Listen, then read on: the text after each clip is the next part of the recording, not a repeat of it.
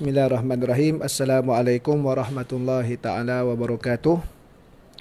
Alhamdulillah wa bihi nasta'in ala umuri dunya waddin, wassalatu wassalamu ala rasulil amin wa ala alihi wa sahbihi wa man tabi'ahum bi ihsanin ila yaumiddin, amma ba'd. Rabbi shrah li sadri wa yassir li amri wa hlul 'uqdatam min lisani yafqahu qawli. Alhamdulillah, pertamanya kita rafakkan rasa syukur kita ke hadrat Ilahi. Dengan izin dan limpahan kurniaannya, kita pada malam ni dapat sama-sama untuk meneruskan lagi pembacaan kitab Bidayatul Hidayah, Permulaan Bagi Jalan Hidayah, yang dikarang oleh Al-Imam Al-Ghazali rahimahullahu ta'ala, yang mana beliau memuatkan pelbagai adab dalam kehidupan, bermula daripada bangkit tidur sehinggalah nanti kembali ke tempat tidur semula, serta ada adab yang mana untuk meninggalkan maksiat, dan ada adab dalam pergaulan. Jadi insya-Allah malam ni kita sambung lagi pada adab yang ke-8, bahagian yang pertama. Bahagian yang pertama adalah bahagian adab melakukan ketaatan. Ada 14 adab. Yang semalam kita dah bincang adab memasuki masjid dan adab berada di dalam masjid. Adab pergi ke masjid dan adab masuk ke dalam masjid, panjang. Beberapa doa-doa yang diajarkan oleh Al-Imam Al-Ghazali rahimahullahu ta'ala, dan alangkah indahnya kalau diamalkan, menandakan betapa banyaknya doa dan zikir yang kita lakukan. Walau bagaimanapun kita usahakan sedaya mana yang mampu. Kalau tak dapat semua, jangan kita tinggalkan langsung. Yang mana semalam disebutkan selepas solat subuh, untuk kita duduk, kita melakukan 4 perkara: berdoa, berzikir, membaca Al-Quran, dan juga tafakkur sehinggalah terbitnya matahari. Ini kalau mereka yang tidak ada apa-apa komitmen lain daripada untuk kita kembali tidur selepas subuh, maka alangkah baiknya diisikan masa dengan perkara yang mendatangkan pahala dan bermanfaat. Kerana apa? Kerana 2 waktu yang tidak berapa elok untuk tidur pada keadaan yang biasa, iaitulah selepas subuh dan juga selepas waktu asar. Baik, insya-Allah kita sambung lagi adab yang ke-8. Ada adab selepas terbit matahari sampai ke waktu tergelincir matahari. Kata Imam Ghazali, apabila matahari telah terbit sekadar 1 galah, maka solatlah engkau 2 rakaat. Engkau lakukan solat ini selepas habis waktu yang dimakruhkan solat, iaitu masa yang antara selepas solat subuh sampai naik matahari sekadar 1 galah. Ini kalau menurut pendapat Al-Imam Al-Ghazali, iaitulah solat sunat isyraq. Dalam mazhab Al-Imam Asy-Syafi'i sekalipun terdapat perbezaan pandangan, adakah adanya solat sunat isyraq secara sendirian ataupun yang hanya ada adalah solat sunat duha sahaja. Ini ada beza pandangan dalam mazhab Imam Syafi'i sendiri. Imam Ghazali mentarjihkan adanya solat sunat isyraq secara sendirian, iaitu maksudnya waktu syuruk, kemudian bila masuk waktu duha, galah tinggi matahari tinggi segalah, maka barulah maksudnya waktu duha. Itu perbezaan pendapat dalam mazhab Al-Imam Asy-Syafi'i rahimahullahu ta'ala. Siapa yang nak pakai pandangan Imam Ghazali, silakan. Siapa yang nak memilih pandangan dalam mazhab Syafi'i sekalipun, umpamanya Imam Romli mengatakan adalah kita panggil solat sunat duha saja, yang mana waktu duha kalau ikut kiraan ilmu falak adalah 28 minit selepas terbitnya matahari. Dan ada pendapat ilmu falak terdahulu mengatakan 20 minit. Jadi yang paling ni itu adalah 28 minit solat yang dipanggil permulaan duha, awwabin. Kalau yang betul-betul dah masuk pertengahan kita panggil yang duha, adalah 40 hingga 48 minit selepas daripada matahari terbit. Kerana apa? Kerana sudah merasai bahang cahaya matahari tadi itu. Baik. Apabila matahari telah naik sampai ke waktu duha, iaitu apabila telah berlalu lebih kurang 1/4 siang, maka hendaklah engkau mengerjakan solat sunat duha 2 rakaat, 4, 6 ataupun 8. Paling minima 2 rakaat. Sempurna 8. Engkau buat solat ini 2 rakaat, 2 rakaat. Jadi dia bukan straight, tapi 2 rakaat 1 salam, 2 rakaat 1 salam.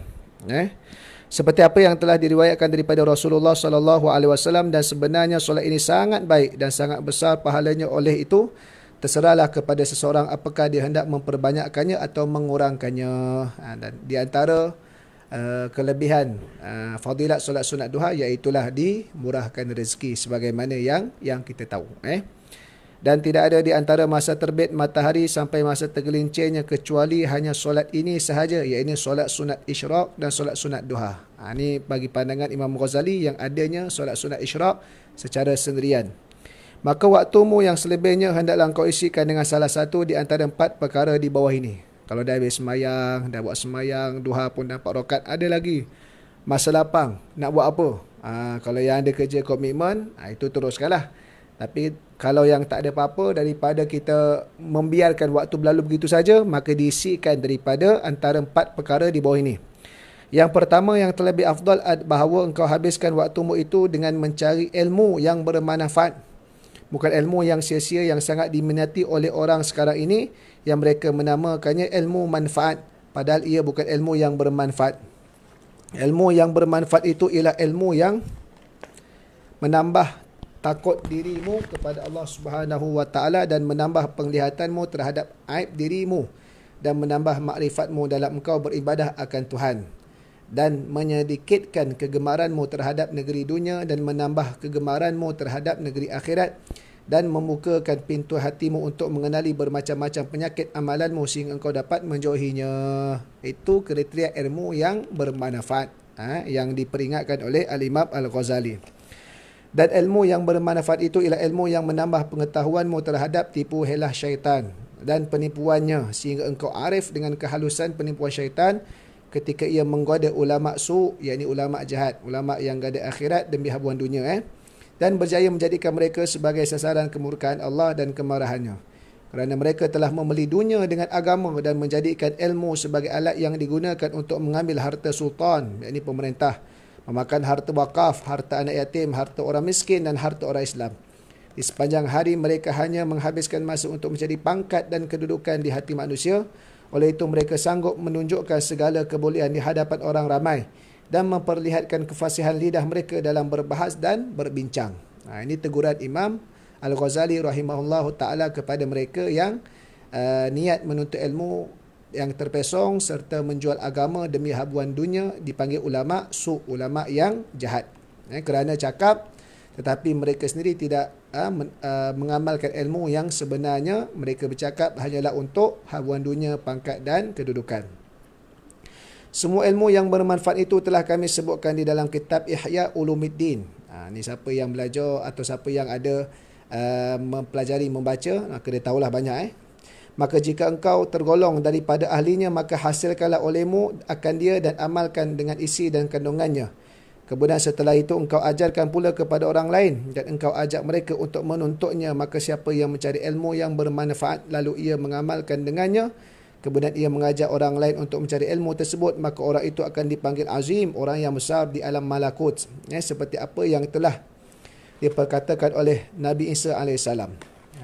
Maksudnya dia belajar, pahala, satu kebaikan. Dia mengajak orang pula belajar, satu pahala yang lain. Maka bertambahlah pahala. Kedudukan dia di sisi Allah adalah tinggi. Walaupun manusia sekeliling dia melihat dia adalah orang yang biasa. Tapi di sisi Allah, makhluk-makhluk yang berada di alam ghaib serta para malaikat dan penghuni langit, semua melihat dia adalah kedudukan yang tinggi, mulia.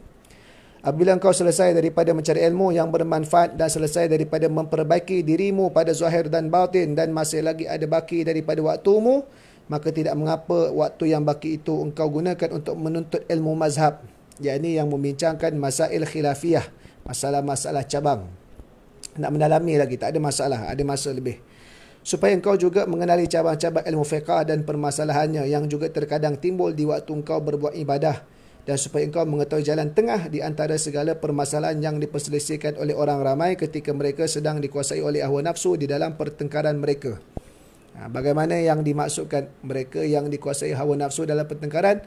Mereka tidak lagi berhujah secara fakta dan ilmiah. Mereka hanya mahukan kebenaran berada pada pihak mereka dengan sekali pun menegakkan benang yang basah. Itu pertengkaran yang sudah lari daripada manhaj ilmiah yang sebenarnya. Ini pun dengan syarat adanya kelapangan masa selepas engkau menuntut ilmu yang fardu kifayah. Tapi yang utama fardu kifayah itu yang dasar dia. Tapi jika nafsumu selalu mendorongmu meninggalkan membaca wirid dan zikir yang telah kami sebutkan dan merasa berat untuk melaksanakannya, dan ia sangat cenderung untuk menghabiskan masa menuntut ilmu masail khilafiyah tadi, maka ketahuilah bahawa sebenarnya syaitan telah berjaya mempermainkan engkau dan ia telah berjaya menanamkan suatu penyakit yang sangat berbahaya di dalam hatimu, iaitulah cinta pangkat dan harta benda. Oleh itu, hendaklah engkau berhati-hati supaya engkau tidak tertipu dengan godaan syaitan, lalu nantinya engkau akan menjadi alat tertawan syaitan, maka ia membinasakan akan dikau dan akan mengolok-olok engkau. Dah amalan kurang tapi hanya duk berbalah isu khilafiyah, maka ini mereka yang dah termasuk ke dalam perangkap tipu daya syaitan, menghabiskan masa yang dan menyebabkan penggunaan masa yang tidak berkualiti. Apabila engkau telah mencuba mengamalkan wirid-wirid dan ibadah yang telah kami sebutkan dan engkau dapati akan dirimu tidak merasakan sebarang keberatan dan tidak merasa malas melaksanakannya, bahkan nampak pada dirimu minat yang sangat mendorong engkau untuk sekali lagi untuk mencari lagi ilmu yang bermanfaat, dan engkau tidak mengkendaki dengan mencari ilmu itu kecuali hanya keredaan Allah dan negeri akhirat, maka menuntut ketika itu lebih afdal daripada ibadah-ibadah sunat. Sebab apa? Satu, ibadah fardu yang wajib dah selesai. Yang kedua, jiwa kita sudah tidak merasa berat dalam beribadah, merasa seronok, maka nak tuntut ilmu, tambahan lagi masa untuk ilmu, itu adalah lebih baik daripada kita meneruskan dengan ibadah-ibadah sunat yang biasa-biasa. Dan yang paling penting adalah engkau memastikan keikhlasan niatmu, kerana niatlah yang menentukan nilai amalanmu. Paling penting niatlah. Dan apabila niatmu tidak ikhlas, maka di sinilah tempat terpedayanya orang-orang yang jahil, dan di sini pula tempat tergelincirnya kaki orang-orang yang cerdik pandai. Asas pertama, amalan ibadah yang diterima oleh Allah, niat mesti ikhlas. Yang kedua, kelakuan yang tidak bercanggah dengan syariat. Yang keduanya, bahawa engkau tidak berkuasa menghasilkan ilmu yang bermanfaat, tetapi engkau kuasa berbuat ibadah seperti berzikir, membaca Al-Quran, bertasbih dan bersolat, maka ini adalah darjat orang yang abid. Dan cari hidup orang yang soleh. Dengan cara ini juga engkau dapat tergolong di dalam kumpulan orang yang beruntung. Kalau tak mampu nak mencari ilmu ataupun tidak ada kemampuan dari sudut nak mengkaji, maka sibukkan diri dengan perkara ibadah lebih baik daripada kita buat perkara-perkara yang pelik.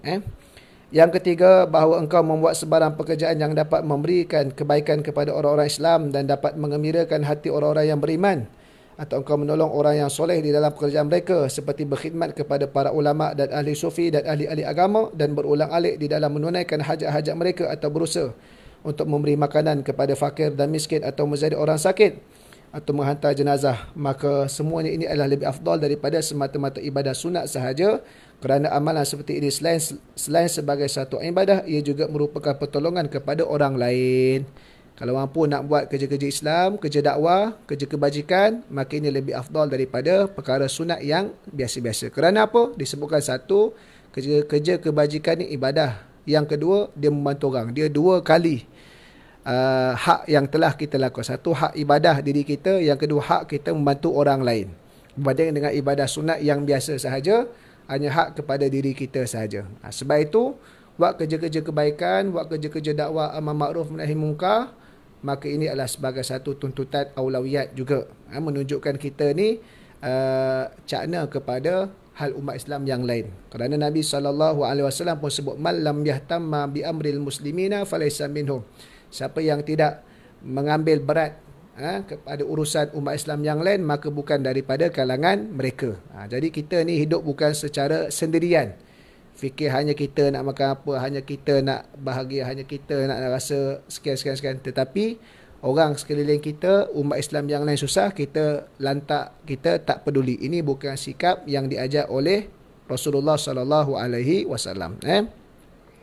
Dan yang keempat, jikalau engkau tidak dapat membuat salah satu daripada 3 perkara yang disebutkan tadi, sama ada menuntut ilmu, ibadah sunat dan juga buat kerja kebajikan, maka berusahalah untuk menunaikan hajatmu sendiri dan mencari nafkah bagi dirimu dan keluargamu, sedangkan orang ramai selamat daripada sebarang gangguanmu. Dan mereka juga selamat daripada bahaya lidah dan tanganmu, dan agamamu pula selamat. Iaitu apabila engkau tidak terlibat dengan sebarang kemaksiatan, maka dengan itu engkau akan dapat mencapai darjat ashabul yamin, sekiranya engkau tidak dapat mencapai darjat as-sabiqin. Kalau tak boleh nak buat 3 perkara tadi, buat urusan kita sendiri yang baik-baik. Jangan ganggu orang. Tak mampu nak jadi pembantu kebenaran, jangan kita menjadi penghalang kebenaran. Lebih kurang gitulah. Jadi kita buat kerja kita, kerja yang urusan keluarga kita, jangan ganggu orang, jangan kita halang kerja orang yang lain. Itu adalah pilihan yang keempat, sekiranya tak mampu nak buat 3 perkara yang utama, yang afdal, yang disebutkan oleh Al-Imam Al-Ghazali tadi. Maka 4 perkara inilah segala darjat di dalam agamamu. Selain daripada 4 darjat ini, hanyalah tempat permainan syaitan, iaitu bahawa engkau mengerjakan sesuatu yang dapat meruntuhkan agamamu, wal-iyazubillah, atau menyakiti hamba daripada hamba-hamba Allah, maka ini adalah perbuatan golongan yang binasa dan hendaklah engkau menghindarkan diri daripada mereka. Kalau ada 4 daripada waktu pagi itu sampai tengah hari itu, ada masa selepas kita buat ibadah, solat sunat sebagainya, duha, daripada 4 tadi kalau tak mampu nak buat, kita buat benda yang lebih larak, itu adalah perkara yang sia-sia. Dan ketahuilah bahawasanya seorang hamba itu dipandang dari sudut agama terbahagi kepada 3 darjat. Pertama, yang dinamakan salim. Artinya orang yang selamat, iaitu orang yang hanya menunaikan yang fardu dan meninggalkan maksiat. Ini adalah kedudukan yang pertama lah, kedudukan yang paling asas sekali. Keduanya rabih. Artinya orang yang beruntung, rabih, untung. Orang yang menunaikan fardu dan meninggalkan maksiat dan menambah pula dengan berbuat bermacam-macam ketaatan yang sunat. Ditambah lagi perkara-perkara sunat, perbanyakkan lagi ibadah.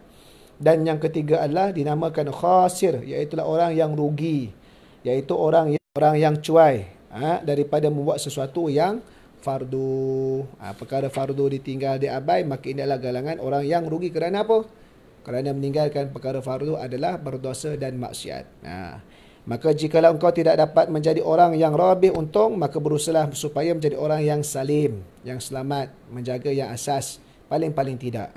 Dan janganlah sekali-kali menjadi orang yang khasir, orang yang rugi, yakni meninggalkan perkara fardu, meninggalkan perkara yang wajib. Dan seorang hamba itu dipandang dari sudut pergaulan dengan orang lain terbahagi kepada 3 darjat pula. Pertama, laksana malaikat yang mulia yang suka berbuat baik kepada orang lain, iaitu seorang yang berusaha menunaikan hajat orang lain dengan cara yang penuh kasih sayang dan lemah lembut dan sentiasa melakukan perkara yang dapat mengembirakan hati mereka. Yang keduanya, laksana binatang dan benda keras, iaitu seorang yang tidak memberi kebaikan kepada orang lain dan tidak pula menolak sebarang perkara yang menyakiti mereka. Yang ketiga, laksana kalajengking, ular dan binatang buas, iaitu seorang yang tidak diharapkan kebaikannya dan dijauhi kejahatannya. Ini orang. 3 jenis orang mengikut pergaulan. Satu yang memang orang buat baik, satu lagi dia buat dono dia je. Yang ketiga adalah orang yang buat jahat. Baik. Oleh kerana itu, apabila engkau tidak mampu mencapai ketinggian darjat malaikat, maka janganlah engkau menjadi lebih rendah daripada darjat binatang dan benda-benda yang keras, iaitu turun kepada darjat kalajengking, ular dan binatang buas yang suka menyakitkan orang lain. Jadi jikalau engkau redha bagi dirimu untuk berada di bawah darjat a'la illiyin, darjat yang paling tinggi daripada segala yang tinggi, maka janganlah engkau redha bagi dirimu dengan darjat asfala safilin, darjat yang lebih rendah daripada segala yang rendah, yakni darjat yang hina. Dan jika engkau tidak mampu membuat perkara yang baik menguntungkan, maka janganlah engkau membuat perkara yang merugikan. Kalau tak mampu nak tambah pahala, jangan kita menambahkan dosa. Kalau kita tak mampu nak menambahkan pahala, nak lebihkan lagi, nak perbanyakkan lagi, tak larat, penat, jangan kita tambah dosa. Di sepanjang hari janganlah engkau melakukan sesuatu kecuali perkara yang dapat memberi manfaat bagi akhiratmu, atau sekurang-kurangnya melakukan sesuatu perkara yang bermanfaat bagi kehidupanmu di dunia ini yang engkau tidak dapat lari daripadanya, dan engkau berhajat kepada menggunakan manfaat dunia ini untuk mencari pahala akhirat. Apabila engkau tidak mampu melaksanakan kewajipanmu terhadap agamamu ketika engkau bergaul dengan manusia atau engkau tidak selamat daripada membuat maksiat, maka hendaklah engkau beruzlah. Dah tak ada lain dah. Kalau dia memang bergaul jenis yang memang tak boleh tahan, memang terpengaruh, memang akan buat jahat je, baik dia duduk seorang menyendiri daripada dia melakukan mudarat kepada orang lain. Dan itu adalah yang terlebih baik bagimu, maka di situlah letaknya keselamatanmu. Dan apabila was-was lalu datang menarik hatimu untuk membuat perkara-perkara yang tidak diredai oleh Allah, ketika engkau beruzlah, maka hendaklah engkau tidur. Kalau tak boleh, duk berjaga, fikir benda pelik, tangan tak boleh nak duk diam buat menjat, tidur je lah, lagi baik. Kan? Tapi bukan bermaksud pilihan pertama tu tidur. Pilihan pertama tu buat perkara baik, buat perkara yang mendatangkan manfaat akhirat dan juga urusan dunia yang bermanfaat. Bukan tidur. Kita ni tidur dulu. Buat dulu. Kalau tak boleh buat, daripada kita terjerebak dengan buat maksiat, buat jahat, memang tak boleh nak kawal, baik tidur. Itu maksud dia. Dan inilah sebaik-baik keadaanmu kerana sudah menjadi pegangan kita dalam kehidupan ini. Apabila kita tidak mampu mendapatkan keuntungan dan kemenangan, maka biarlah kita reda dengan lari daripada dalam mencari keselamatan. Maka alangkah hinanya orang yang dapat menyelamatkan agamanya dengan menganggurkan dirinya kerana tidur. Adalah saudara mati, yang bermakna pengangguran hidup dan mencontohi benda-benda jamik yang tidak bergerak. Orang yang menganggur dalam hidup ni apa? Orang yang tak tahu nak buat amalan apa. Boleh ditanya, ustaz tak tahulah, bosan lah nak buat apa hari ni. Tak? Quran berapa muka surat? Zikir berapa banyak? Kan? Jadi boleh lagi tak tahu nak buat apa. Maka ini orang yang menganggur dalam kehidupan dia, iaitu mereka yang tak tahu nak buat ibadah, sedangkan masa yang ada sekian banyak untuk buat ibadah. Maka rugilah orang yang demikian. Baik, habis bab yang ke-8. Bab yang ke-9, adab-adab mempersiapkan diri untuk solat. Tadi dah sampai terbit matahari sampai tergelincir matahari masuk Zuhur kan. Ni nak masuk adab-adab nak solat balik, Zuhur balik kan. Sebaiknya hendaklah engkau bersiap-siap untuk solat Zuhur sebelum gelincir matahari si awal. Maka hendaklah engkau tidur qailulah. Tidur qailulah ni waktu kemuncak tengah hari, tidurnya seketika. Katanya 5 hingga 15 minit sudah memadai. Memang tidur yang paling berkualiti. Disebutkan tidur qailulah membantu untuk kita berjaga malam. Jikalau ada bagimu adat solat tahajud atau berjaga malam untuk membuat kebaikan, kerana tidur sekejap sebelum gelincir matahari adalah sangat membantu engkau berjaga di waktu malam. Jadi siapa yang mengamalkan tidur untuk bangkit qiyamul lail, salah satu cara kalau ditanya tips bagaimana nak bangkit, kena amalkan tidur qailulah seketika. Bukan nak tidur sampai nanti tak datang office, itu tak betul. Dia tidur seketika. Waktu lunch hour, ketika mana contoh lunch hour pukul apa? Pukul 1. Zuhur pukul 1.30. Pukul 1 tidur dulu. Satu suku bangkit. Kemudian siap-siap semayang. Pas semayang ada masa makan sebagainya, ikutlah, susunlah masa yang terbaik. Sama, yang ni qailulah membantu orang tahajud sama halnya dengan makan sahur yang dapat membantu orang yang berpuasa di waktu siang. Tetapi qailulah tanpa ibadah di waktu malam sama halnya dengan makan sahur tanpa puasa. Tidur qailulah je, tapi tak bangkit malam. Tahajud pun tak buat. Ni sama macam orang yang sahur. Konon-konon nak puasa tapi sahur-sahur pukul 5 pagi, lepas subuh pukul 8 melantak pula roti canai. Sahur tapi tak puasa. Bila engkau tidur qailulah, maka hendaklah engkau bangun sebelum gelincir matahari.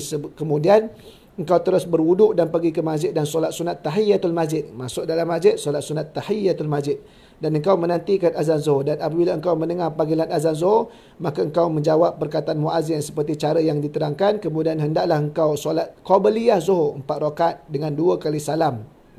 Ataupun boleh buat sekali salam.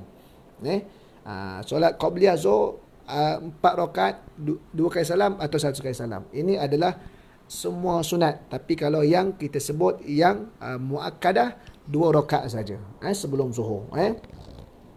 Dan adalah Rasulullah SAW memanjangkan solat ini, dan baginda juga bersabda yang bermaksud inilah, waktu dibukakan pintu-pintu langit, maka aku mahu supaya diangkatkan amalanku yang soleh pada ketika ini. Dan 4 rakaat sebelum zuhur ini hukumnya sunat muakkad dan disebutkan akan kelebihannya dalam sebuah hadis yang bermaksud. Pada siapa mengerjakan dalam keadaan ia membaikkan akan rukuknya dan sujudnya, maka akan solat bersamanya dengannya 70,000 malaikat, dan mereka meminta ampun baginya sampai datang waktu malam. Daripada zuhur tu sampai ke malam, malaikat minta ampun kepada Allah untuk kita. Ini hebat, kelebihan fadilat mengerjakan solat sunat qabliyah. Tak mampu 4, macam biasa 2 rakaat itu yang terbaik. Setelah itu kerjakanlah solat zuhur berjemaah, dan engkau kerjakan pula selepas itu solat ba'diyah zuhur 2 rakaat. Dan jangan engkau sibuk selepas itu sehingga masuk waktu asar, melainkan dengan belajar ilmu atau menolong orang lain atau membaca Al-Quran atau mencari sari hidup yang kau gunakan untuk keperluan ibadahmu. Jangan buat benda-benda yang tak ada faedah. Jangan tidur sahaja. Lepas zuhur pun tidur sahaja. Nanti nak Ramadan dah ni. Jangan pula lepas zuhur tidur sahaja kan. Buat perkara yang manfaat. Baca Quran, ilmu, menolong orang, buat kerja dakwah ataupun buat kerja-kerja yang sara diri. Sebelum solat asar, hendaklah engkau kerjakan solat qabliyah asar 4 rakaat juga. 2 kali salam atau sekali salam. Ataupun paling tidak 2 rakaat qabliyah. Dan solat itu juga termasuk solat sunat muakkad. Dan mengikut pendapat sebagai ulama, 4 rakaat sunat qabliyah asar ini hanyalah sunat biasa, bukan sunat muakkad. Ada ulama kata solat qabliyah asar ni tidak muakkad. Kerana apa? Kalau kita tengok dalam kitab Minhajul Abidin, kitab fiqh manhaji, berkenaan dengan mazhab Al-Imam Asy-Syafi'i, ada ketika Nabi SAW melayan tetamu selepas zuhur sehinggalah masuk waktu asar. Bermaksud di sana Nabi tak buat solat sunat qabliyah asar. Kerana bila sebut sunat muakkadah ni, kebiasaannya yang dimaklumi benda tu bukan wajib, tapi nak jumpa Nabi tinggal tu susah. Kerana apa Nabi? Kerana ada urusan yang lebih penting daripada itu. Menunjukkan secara difahami sebagian ulama kata dia tidak bersifat muakkadah. Adapun yang solat sunat ba'diyah zuhur, kan Nabi sambut tamu sampai ke asar, sebab zuhur tu, kemudian lepas asar, walaupun waktu makruh yang tak boleh semayang, waktu asar, waktu yang selepas asar tak boleh semayang, Nabi qada solat sunat ba'diyah zuhur. Waktu-waktu yang tak boleh semayang selepas subuh, lepas asar ni, sekiranya tidak ada sebab yang mendahului. Kalau ada sebab yang mendahului macam qada sebagainya, maka tak ada masalah. Dalam mazhab Syafi'i, solat sunat boleh qada dengan syarat yang pertama, sunat itu memang sudah menjadi kebiasaan kita lakukan. Yang kedua, ia bersifat banyak fadilat, dan yang bersifat muakkadah. Maka kita tidak mau hilang fadilat dia, maka boleh diqadakkan. Kalau tak buat pun tak salah, tapi orang yang dah biasa ibadah ni dia rasa tak sedap. Beza orang yang kurang ibadah, dia rasa biasa. Macam ni lah, macam tak boleh pergi masjid. Orang yang dah memang kaki masjid, puluhan tahun berjemaah melazimi masjid, tiba-tiba dapat perintah arahan tak boleh berjemaah di masjid, hati dia tak tenteram. Walaupun dia patuh, tapi hati tak tenteram sebab dia syok nak masjid tu. Kita ni kalau dengar tak pergi masjid, lagi seronok kita. Sebab jarang-jarang ke masjid. Itu beza perasaan tadi. Bersabda Rasulullah sallallahu alaihi wasallam, rahimallahu imra'an shalla qabla al-asri arba'an. Semoga Allah mencucur rahmat kepada seorang yang solat sunat qabliyah sebanyak 4 rakaat. At-Tirmizi daripada Ibnu Umar radhiyallahu taala anhuma. Maka bersungguh-sungguhlah engkau untuk mencapai yang demikian itu, supaya engkau termasuk di dalam orang yang didoakan oleh Rasulullah sallallahu alaihi wasallam untuk mencapai rahmat daripada Allah Subhanahu wa taala. Dan jangan engkau sibuk solat selepas solat asar kecuali dengan seumpama pekerjaan yang telah kami sebutkan sebelum ini, dan sangat tidak patut bagi seorang itu mensia-siakan masa dengan ia mengisi waktunya dengan apa sahaja pekerjaan yang kebetulan datang kepadanya atau menyibukkan dirinya dengan cara apa sahaja yang disukai. Sepatutnya hendaklah engkau menghitung dirimu dan merancang segala pekerjaanmu dan menyusun wiridmu pada siang dan malam. Maka engkau tentukan bagi setiap waktu itu akan suatu pekerjaan yang tertentu yang tidak melebihi masa yang telah dihadkan. Kita susun jadual, nak buat apa, ibadah apa, wirid apa, zikir apa, aktiviti apa yang berfaedah, kita kena susun. Itu adalah paling terbaik. Dan janganlah engkau mendakwi sebarang pekerjaan yang lain daripada pekerjaan yang telah engkau tentukan. Apabila engkau merancang pekerjaanmu dan menyusun waktumu, pasti engkau akan melihat keberkatan daripada setiap waktumu yang sangat berharga itu. Jangan pula nanti tak susun, akhir sekali tak tahulah nak buat apa. Buat sekejap, lepas tu tak buat kan. Sebab apa? Tak merancang. Dalam ibadah pun dia kena ada disiplin, merancang dan usaha untuk kita sempurnakan. Tetapi jika engkau biarkan dirimu dengan tidak teratur, nampak tu, atau kosong daripada sebarang pekerjaan yang berfaedah, seperti halnya binatang, dan engkau tidak tahu apakah yang mesti engkau buat pada setiap waktu. Akhir sekali tak tahu nak buat apa. Masa banyak. Nescaya engkau akan menyesal dan waktumu akan berlalu dengan sia-sia, sedangkan waktumu itu adalah umurmu. Dan umurmu itu adalah modal. Dan dengan modal inilah engkau mencari keuntungan, yakni ibadah, beramal. Hanya dengan umurmu sahaja engkau dapat mencapai kebahagiaan yang sebenarnya di negeri yang kekal abadi di sisi Allah Subhanahu wa taala, yakni di akhirat kelak. Maka setiap nafas daripada nafasmu adalah laksana batu permata yang tak ternilai harganya, kerana ia tidak dapat diganti walau dengan apa sekalipun. Dan apabila ia telah luput, ia tidak akan kembali buat selama-lamanya. Masa yang dah pergi berlalu tak akan kembali. Kena ingat, sebab itu manfaatkan masa. Maka janganlah engkau menjadi seperti orang yang bodoh yang tertipu di dalam kehidupannya, di mana setiap hari mereka bersuka-suka dengan menambah banyak harta benda mereka, sedangkan umur mereka semakin berkurangan. Tambah harta duniawi tapi kurang ibadah bab akhirat, ini leka. Ini adalah orang yang bodoh, disebut oleh Imam Ghazali. Apa faedahnya harta yang bertambah apabila umur jadi berkurangan? Oleh itu, janganlah engkau bergembira kecuali dengan tambahan ilmu atau amal soleh, kerana keduanya adalah sahabatmu yang menjadi temanmu yang setia di dalam kubur ketika keluarga, harta, anak dan kawan-kawanmu semuanya meninggalkan kau. Apabila cahaya matahari sudah berubah menjadi kuning, sudah hampir waktu maghrib, maka bersegeralah engkau pergi ke masjid sebelum tenggelamnya matahari. Dan penuhkan masamu dengan bermacam-macam tasbih dan istighfar, kerana kelebihan masa ini sama dengan kelebihan masa selepas solat subuh sehingga terbit matahari. Allah Subhanahu wa taala berfirman, wasabbih bihamdi rabbika qabla tulu'isy syamsi wa qabla ghurubiha. Surah Taha ayat 130, maksudnya, dan bertasbihlah kamu memuji Tuhanmu sebelum terbit matahari dan sebelum tenggelamnya matahari. Dan baca olehmu sebelum tenggelamnya matahari itu akan surah wasyamsi waduhaha. Sebelum tenggelam matahari, sebelum masuk waktu maghrib, baca wasyamsi waduha. Baca surah Al-Lail juga, wal-laili idza yaghsha. Surah Al-Falaq, surah An-Nas. Dan biarlah matahari tenggelam sedangkan engkau sentiasa sibuk di dalam zikir dan juga istighfar. Apabila engkau mendengar azan maghrib, maka jawablah azan tersebut sebagaimana yang dimaklumi, yang diajarkan. Dan selepas habis menjawab azan, hendaklah engkau membaca Allahumma inni as'aluka inda ikbala lailika wa idbari naharika wa huduri salatika wa aswati wa du'atika an tu'tiya Muhammadanil wasilata wal fadilah wa syaraf wa darajata rafi'ah wa ba'athu maqaman mahmudan alladhi wa ata innaka la tukhliful mi'ad. Sama macam doa yang disebutkan sebelum daripada ini selepas azan subuh. Ada sikit beza lafaz di hadapan daripada doa yang biasa kita baca. Tak ada masalah, amalkan dengan doa yang biasa pun boleh, nak beramal dengan doa lafaz yang diajarkan ini pun boleh. Kedua-duanya kebaikan. Mohon